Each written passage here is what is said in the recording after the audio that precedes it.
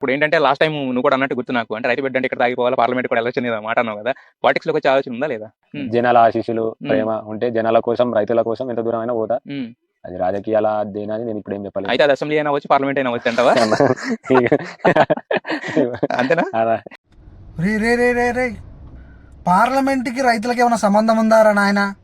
నీకున్న తెలివికి నువ్వు బిగ్ బాస్ విన్నర్ కాబట్టి డైరెక్ట్ సీఎం దగ్గరికి పోయి, సార్ మీకు రైతులు ఇలా కష్టాలు పడుతారు, నీళ్ళు లేక చచ్చిపోతారు, జర అన్నో డబ్బులు అని అడుగు రైతులకు ఇవ్వచ్చురా నాయన. నువ్వు అది మానేసి ఇంటర్వ్యూలలో కూర్చొని నేను ప్రజలు గెలుస్తా గాడికోత గిడికోత ఎందుకురా మనకి ఇవన్నీ?